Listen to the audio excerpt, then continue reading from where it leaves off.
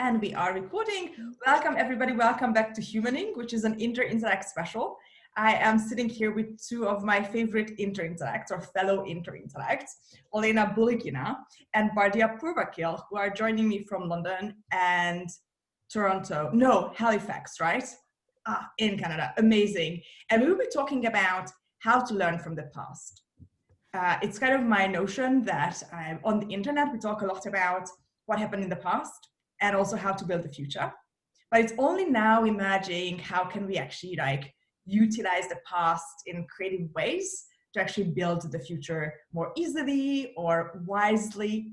So we will be talking a little bit about design and design history, which is Olena's field, both in terms of work and as a hobby, how to find patterns of beauty and utility, and how to kind of shamelessly steal from the practitioners of the past. And Bardia, you work at Rome Research. So it's kind of your job to understand how to help people build on information that they already came across before, and how to kind of merge it into brand new things. In many strands of philosophy or cognitive science, there is this well-founded concept that our brains are really kind of machines of combinatorics as opposed to arenas of invention. So it's always a good idea to kind of dig into the past and to figure out what's a novel way of combining two things that may have never been combined before. So I'm just going to pass on the mic to you guys. Olena, if you want to first intro yourself a little bit. And when you hear learning from the past, through the prism of your work and your worldview or your work with the Interintellect, what are the first things that come to mind that we might take away to just live life better and do a better job in our careers? Sure. So my name is Olena. I am a Ukrainian living in London, and in my day job, what I do is I'm a user experience researcher. What that means is me and people like me observe other people's lives, so that we can might invent new products or at least fix some shortcomings in the existing ones. And which means that inevitably, I'm always in the present moment, observing how people may go around their lives using technology, but it always has connection to the past.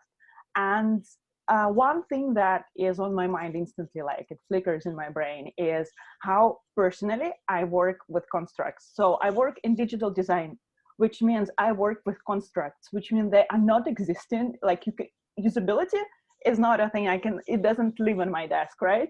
It's not a physical object. So it's quality, by the way, right? So most of the phenomena that I work with, they don't exist, and operationalizing them, right, is this essential step of drilling down in my work.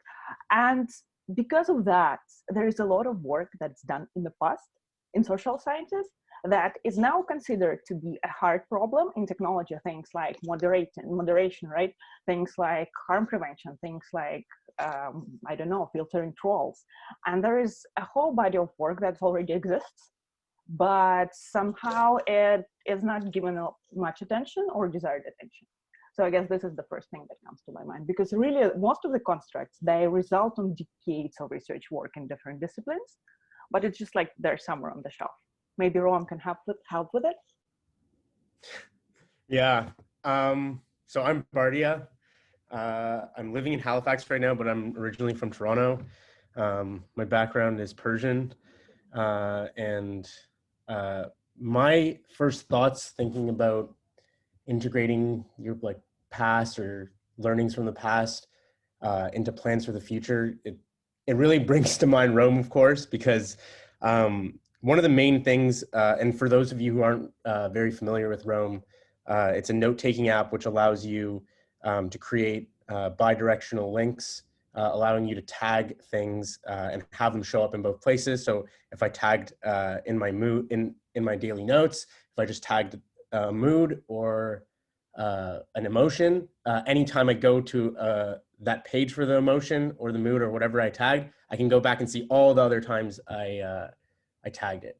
And that's like one of the greatest things I've found using Rome and in general note-taking is going back and seeing how you thought about things in the past and using the way that you thought about them or looking back and reflecting on the way that you thought about them and seeing how different you've become from then, and then using whatever you learned from the past and seeing, for example, the other day I was taking some notes on Tools for Titans, and I realized that a lot of the stuff that I had learned from Tools of Titans when I took notes on them like 4 years ago come back in my life, and I don't actually remember them, but I've integrated them into my life. And just going back and seeing them and being like, oh wow, like I didn't think I remembered much of this stuff, and I didn't actually remember it, but I integrated it. And I think a really cool thing with Rome is that you can always, or even just any like note taking in general, is that you always have like a record of your past, and you can go back at it. And one of the things that I think I regret really deeply in my life is losing pictures. I've lost the pictures on my phone camera, I think many times, 6 or 7 different times. Like I only have pictures from 2018 onwards, basically. So I know that I could go back in the past and look at these pictures and like learn from them, but I can't now because they're gone forever. And I think that's one thing that I think Rome helps with, is like not losing the things from the past. Because I think they're very important to like go back and review, because I think personally reflection for me is the only way for growth, because if you don't reflect on your past, you can't really change your future. And so for me, like Rome has been a very like strong reflection tool. And also there's other reflection tools that we can get into later that are more psychogenic in nature. But yeah. As you guys were talking about this, I mean, this is absolutely incredible. And I think for our generation, this kind of disposability of photos, because it's relatively recent, we don't really know what we're missing yet. But later on, it's going to actually be perhaps a huge negative or downside to digitalization, that we won't have that box in the house that you can just open and take out photos, right? Or at least there's going to be a disruption where you have photos from your like grandparents, parents, your own childhood, and then it suddenly becomes all digitalized. And I don't yet know how that's going to play out. We had a salon recently at the Interintellect about when the children of social media grow up, which is kind of the other end of that. Like, you know, what about your human rights when your mother is like documenting everything, you know, on Instagram before you actually can give your consent to it, et cetera, et cetera. But I'm also thinking about, you know, that famous time when Steve Jobs was like, don't do a focus group about the iPad, because people don't know they want the iPad. They've never had it. It's a completely novel concept.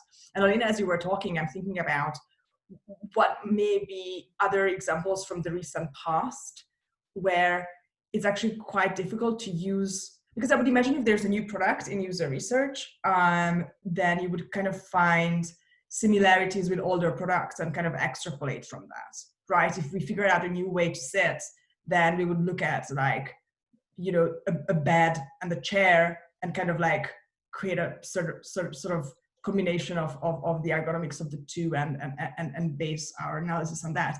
But what if it's a completely paradigmatically different object or shape? And I think it's kind of there with Rome. Like people are like, is this like Wikipedia? Is this like, you know, what kind of language is this? You know, right? And that's the same in visual like design, right? So not design ideas, but designing objects. This is a great question, and I guess it boils down to the fact that the usability testing and the way we understand it. So, right, we give people our product, our innovation, then we observe them making tasks and make some conclusions on that. It is considered harmful for innovation for that exact same reason, because like with Rome, the real potential, the real like galaxy brain, the real effects, they cannot be anticipated at that stage. We imagine doing a usability testing of YouTube in 2005, because people don't have the mental model. They don't yet have any concept that they cannot anticipate all the other second wave effects that will be created, right? And because of that, they will say, it's rubbish, right? It doesn't work. And another thing is that another example from General Magic. So in General Magic, what they did, there's even the part in the movie when they're showing this very innovative mobile device in the 90s to the people. And because it's also working not quite well, the people give it like phenomenally bad feedback. They say it doesn't work. I don't understand this metaphor. This doesn't work. And this is because it's not the right method, because we cannot judge innovation at its infancy. And the power and the promise of that is what makes it powerful, which cannot be tested. And additionally to that, I think it comes down to another historical argument, which would be between Douglas Engelbart, who created the mouse and a lot of graphical interface and paradigm, and Minsky. I forgot his first name, but Minsky, right? So one of them was like, technology is for extending and augmenting our intelligence and consciousness. And the other one was like, no, it's for replacing and improving on human beings. And I think this tension between like, so what does technology, what should it do? Like self-driving cars, is this augmenting or is it replacing? Do we keep the steering wheel? Do we remove the steering wheel? And I think this is to me, this is the magic of the ROM as well, because somehow it can do both to me. Yeah, so in Rome, I'm really excited about the future of being able to have Rome proactively show you things from the past to kind of create serendipity out of nothing, out of your past notes. So you can like it's basically the one thing right now that's kind of hard for people to reflect back on themselves is it's a very manual task. You either have to think for yourself, oh, like I need to go back and like review my notes, or you have to go and actually tag them so that they show up. But once there's an automatic way within Rome or any other kind of note-taking app for things to surface more immediately, I think that'll be really good for augmenting our ability to reflect and our ability to amplify our intelligence. Because I've noticed myself, like some of the best breakthroughs I have in like personal development come from getting really stoned and just completely indulging in my biggest anxieties and going down deep, like what is wrong with me and what things do I need to change. And psychedelics and marijuana do a great job at bringing to light things that you normally wouldn't think of. And I think that's what Rome can. Theoretically, right? Like this is a theoretical conversation. Yeah, it's theoretical.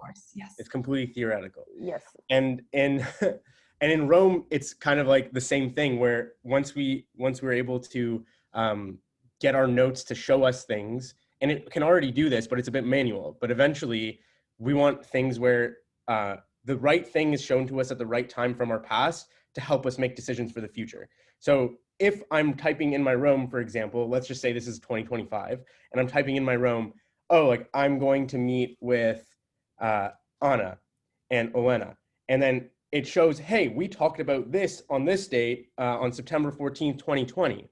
And instead of me having to go back and look through all the times that we spoke, it'll actually proactively show, hey, if you're meeting with these people again, remember what you guys talked about last time.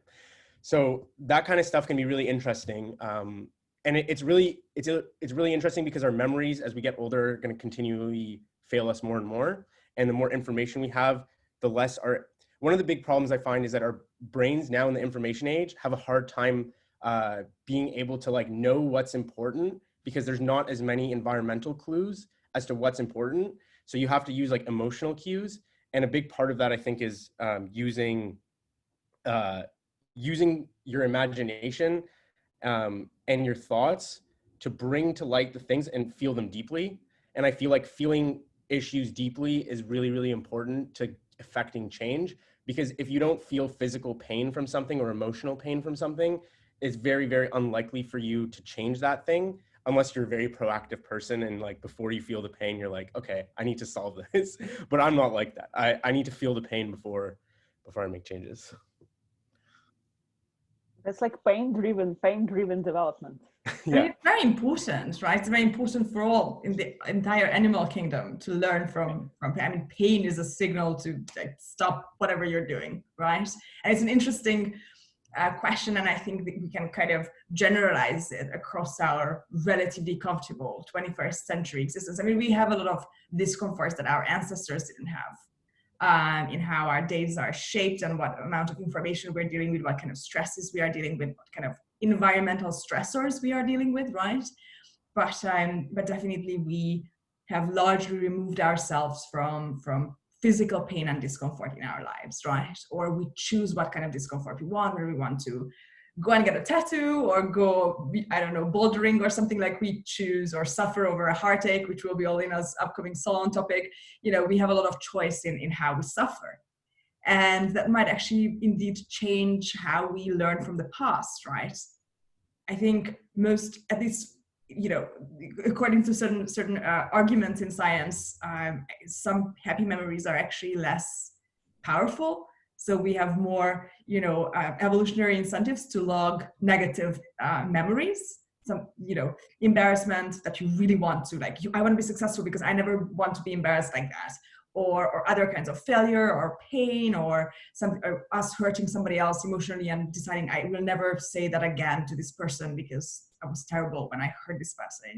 And it's an interesting question, like, how do you recreate that kind of challenge? How do you recreate those kinds of motivators in life if we will no longer have the kind of basic hunter-gatherer level strain on our physique and our psyche? Is it important in your view to actually challenge ourselves that way? Or is it something where you're like, no, we will just adapt and we will be able to learn through, I don't know, associative memory or exercises or you know, other types of events? I think right now we're in a transitory phase where I think it is important. I think maybe our kids or our kids' will be in a place where they're kind of accustomed to this, but it also depends on how fast innovation moves, because it's very non-linear. Like, some things are going really, really fast and other things aren't. So it really, I really think it just depends on how the future plays out. But I think right now it is important, at least for me personally, to create these stressors. For example, like one thing that Anna, you said that made me think about, yeah, whenever you see someone do something you don't like, and then you don't want to do that to them, right? I find that a lot where there's a lot of things that bother me that other people do, and then I find if I reflect back to, like, oh, let me like try to find a moment where I did that to someone else, and very, very quickly, like 3 or 4 examples come to mind, and it makes me feel terrible because it makes me feel like, oh, like I'm judging this person for doing something that I also have like engaged in. And that makes me in twofold less engage in the behaviors I don't like from others, and also judge people less for the behaviors that they've done that I don't like, because I can empathize with them because I've done the same thing. We learn from other people's mistakes, basically. Yeah. And maybe the internet is actually, you know, maybe this is a positive change that we can, you know, work with. That we are just exposed to so many more mistakes by other people. Sadly, also perhaps more mistakes of others affect us than before. You know, when you lived with like 30 people in your cave. We will edit that out. Then, so when you lived with, you know, 30 people in your cave, then you know, you were kind of exposed to the mistakes of 30 people and combinations thereof, whereas now you have probably access to like 3 billion people's and failures, but also successes, right? So if you want to feel terrible about yourself, it's also a great way to just go and see who achieved more things than I did before they turned 20 or 30 or whatever your age is. I think there's also another thing is that, again, purely from kind of cybernetic history perspective, for a long time, we tried to modify our brains as the way we tried to modify the first computers to model. Sorry, what I meant to say to model, which is serial operations, right? Limited input, limited output, one operation at the time.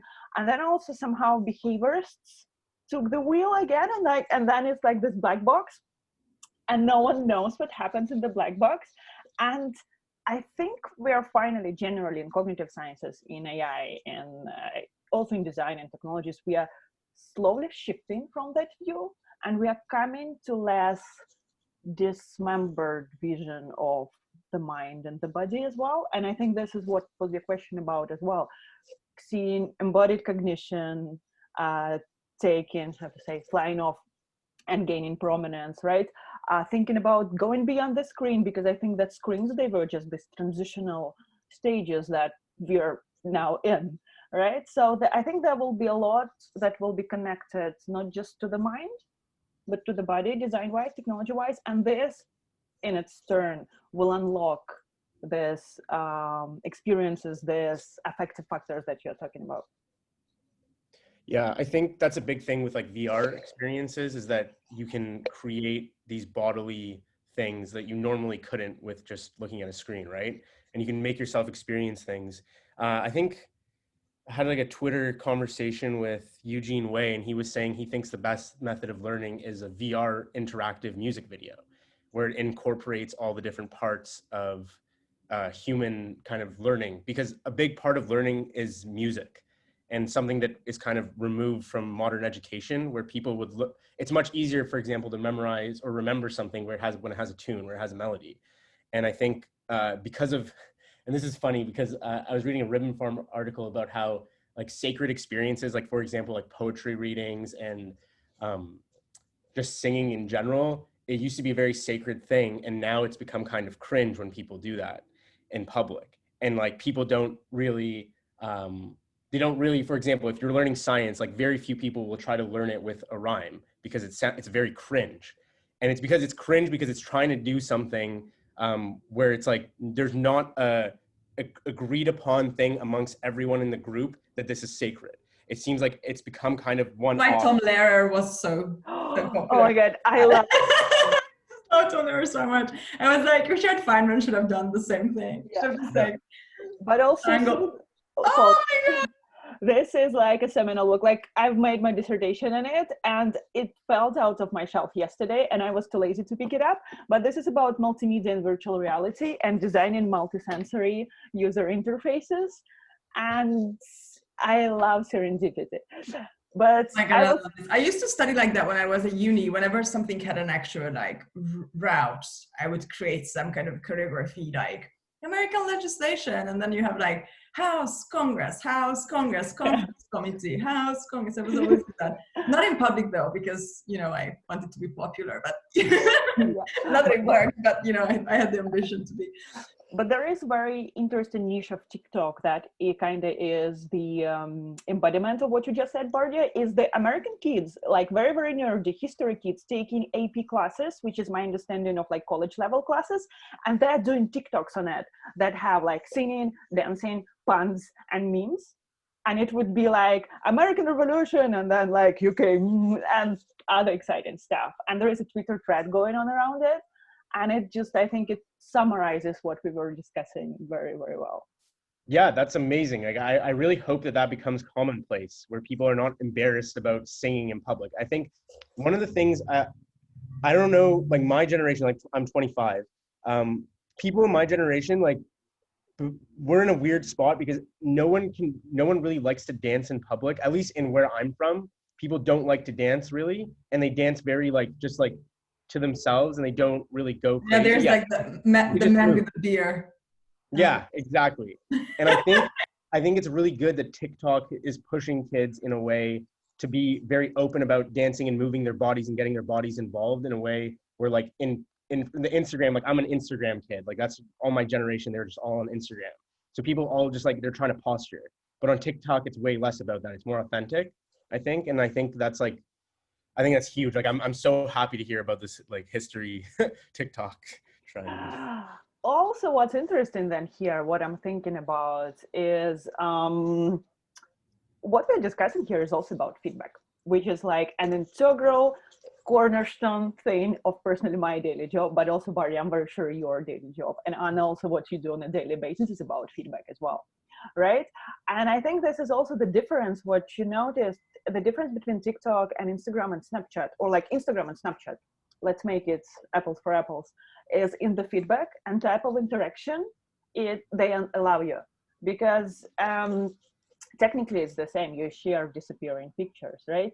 But then again, the quality and the quantity of feedback you get from friends and family with like a Snapchat streaks it just allows the content to be fundamentally different. And also, I guess, again, coming back to the topic of today, conversation on the feedback. So the whole, like, the feedback was invented by Norbert Wiener in 1940 when he was working on the algorithm to kind of make new German bombers be less efficient. So basically he was working on a radar detection algorithm. And this is where he realizes that every machine action and then every user action, and then there has to be feedback, right? Because in a way, I lost my trail of thought, but it's about how feedback is like this bridge between whatever has been in person's mind, right? And then the things we want, and then the information from the environment, and then the action that happens. And I agree. Like, I think feedback is so important. I think one thing that made me realize it very deeply was, I don't know if you've watched Brett Victor's talk, Inventing on Principle. So he's talking about how creators need immediate feedback with what they're creating. And I think it's just so powerful. And Don Norman also talks about this in his book, about how you need immediate feedback for every user action, because then the user might not know if anything happened.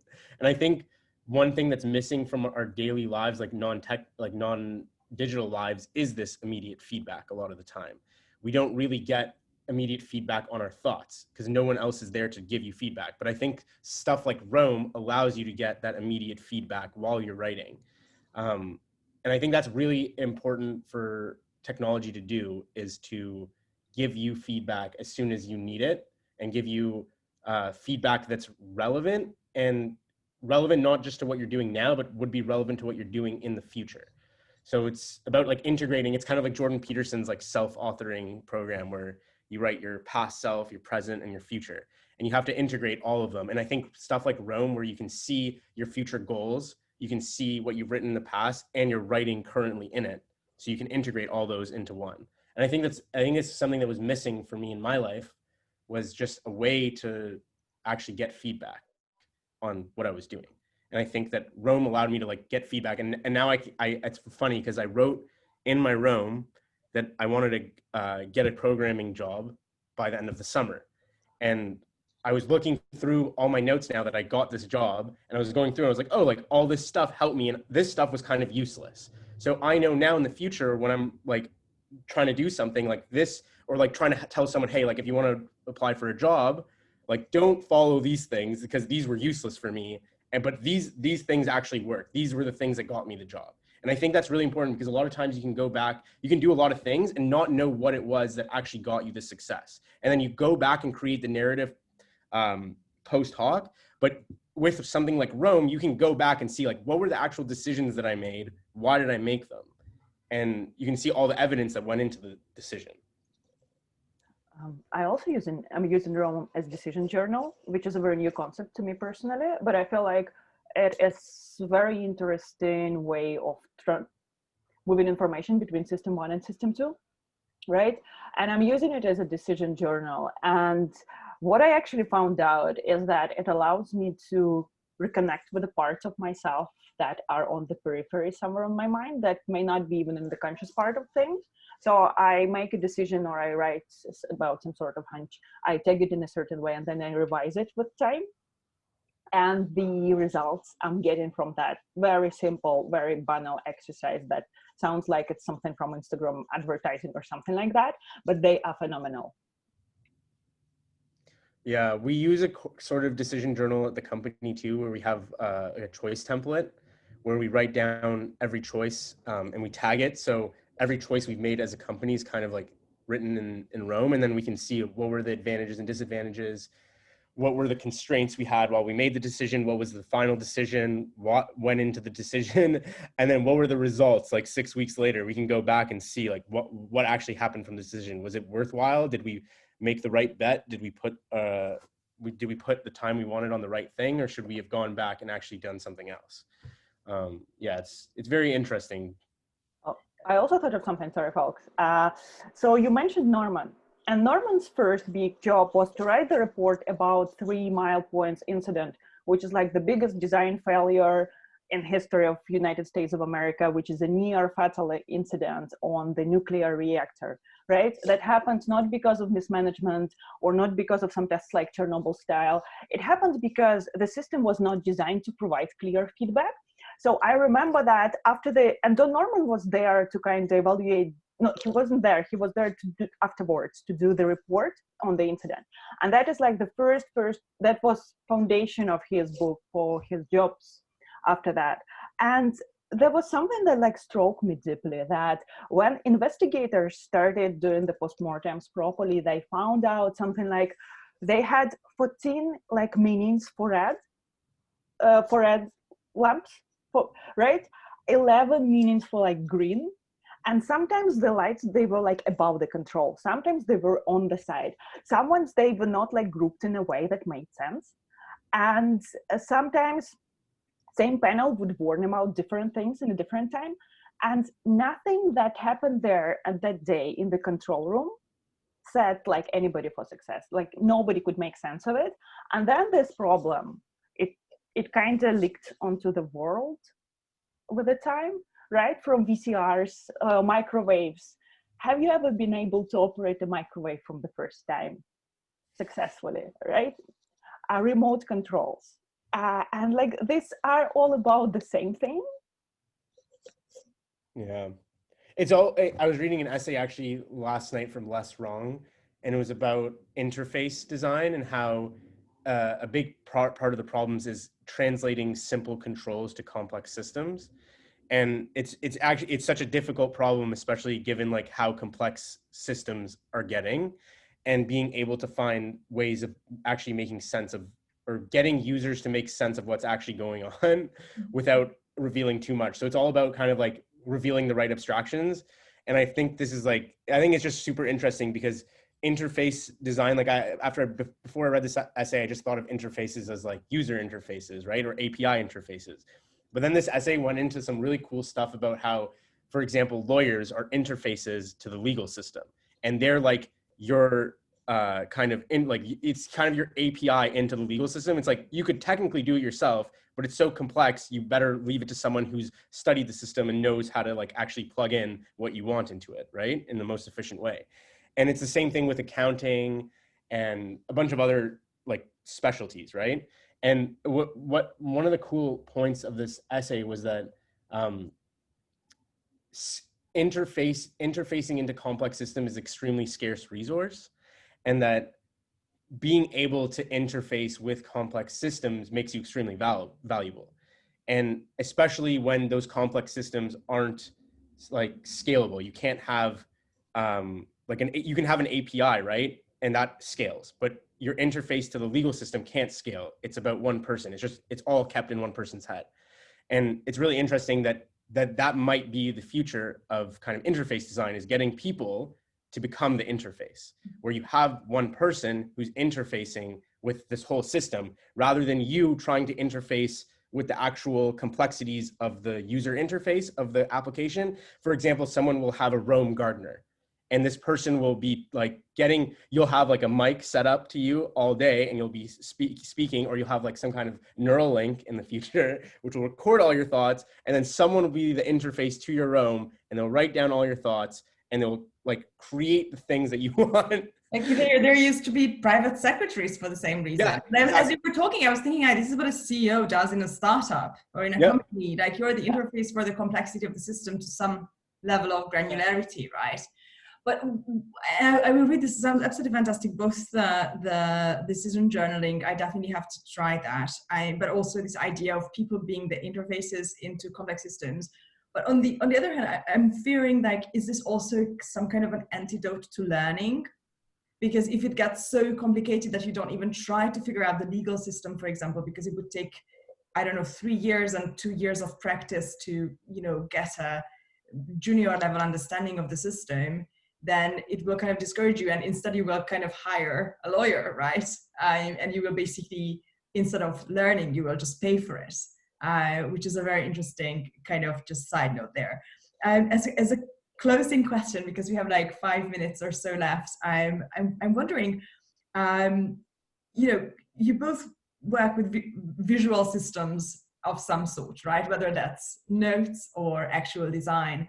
And I'm wondering, in these systems that you outlined, we need to spend some time documenting things, creating these visual systems from things that are internal, like feelings, taste, thoughts, associations, imagination. And I'm wondering, is this, like, I have to take that time away from actually feeling or thinking those things to create a visualization, right? With which I can later on form novel combinations and, invent unexpected things. So I'm wondering, what is, in your view, what is like the ideal balance where we should still encourage people to just live in the moment and go along the flow and just hope that their physical systems, including their brain, will be able to grasp enough of the environment so that it's useful for learning and being better in the future, whatever that means to you in that thing. And how much do you have to actually go home every day and sit down or start a day in going through our, mood boards or room notes, or any other way you visualize what is internal in you? First of all, that's a great question. That is an absolutely great question, I guess. And if I understand it right, then for me, it's a very distinct balance between two activities, sense making and then actually doing. And often the first part of activity, because I also, so an output of what I do may be a visual system, but what I do is also I need to understand the business context. I need to understand people context. I need to understand what's possible technologically. I need to understand the industry. I need to understand a lot of things. And for me, I will spend maybe like 90% of time trying to put those, like, understand the factors that are important for me here, where to get them, how to break them down, how to have this map or a snapshot of reality. And then usually the answer, once I get to a certain point, the answer is somewhere there, and all I need is to just let me do my thing, right? But what I found out is that I'm absolutely unable to work otherwise. So this understanding sense-making activity, it can take seconds, it can take years, I think. But without it, I'm just like, I feel like I'm paralyzed. I don't know what to do. And nothing helps usually. It's very interesting. I don't know what the ideal balance is. I think it might be different for every person. It also depends on how quickly you're able to context switch between kind of the sense making and doing. For example, when I'm in a conversation, there are parts where I can zone out for a second and reflect, and then come back to the conversation, right? And I can still fill in the gaps of what I missed, like in between my thoughts. But then some other people, they won't be able to do that. They need to be fully engrossed in the conversation, be there to actually be a full participant. I find in general, like I'm someone who I feel kind of, when I'm doing the work and just doing it and not reflecting, I feel like I'm not doing the work in a way, because I feel like I'm not learning from it. I feel like I've maybe internalized things, but I also feel maybe like I didn't explicitly learn anything, and I don't know how to bring it from the past, how to like reintegrate it in. So it's kind of like, it gives me anxiety sometimes when I'm not being able to reflect while I'm doing. And like, I've been a person who's always reflected way more, I think, than done things. So it's weird. Yeah, I think it's just like kind of like a remnant thing of my personality, because I know a lot of other people who just do things and they don't really reflect as much, but they do amazing things, right? And it's not like they didn't learn from the past. They did, because they keep getting better. But it's interesting, and maybe it's, you don't need to reflect as much as you think you do. Maybe not. And maybe it's worth experimenting this a little bit, because you have an idea about how much reflection you need.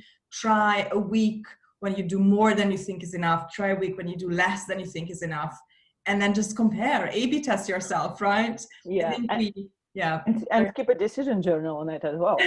I definitely want to try that. That sounds absolutely fascinating. I tend to like, write a lot when I'm making an important decision, because it helps me actually like churn something out. And actually, one thing I find quite interesting, I don't know if this is going to be a feature in Rome request. I know you guys have get a lot of requests, but like, just add that, because this is important. Like, so many of my decisions happen while chatting with people, because we are like all over the world, people in the Interintellect team, or the actual Interintellect, hosts and members of the community, or just people that my friends or advisors, and we share so many messages. And now that I'm putting together, material that is like a visual, manifestation of my ideas around the interintellect, I scroll back and I find that, and I find, oh, that was this really cool exchange there where I was like, and usually my WhatsApp is like, la la la la, and then, oh my God, full caps. But I realized something like, oh, this is amazing. Thank you so much. Smiley, smiley, smiley, smiley. And it's there with the time codes. I will know, when was the actual moment in space time when that thing happened. And, later on, it will be interesting to kind of like weave it back to that moment. Thank you so much, guys. This has been so much fun. I think we could continue talking about this until next week, and I actually would love that. So we should absolutely do a vol 2 of learning from the past to build a better future with Olena and Bardia. Thank you very much, guys. And I'm going to stop the recording. So afterwards, if you want to swear, you're very welcome to. Okay, no.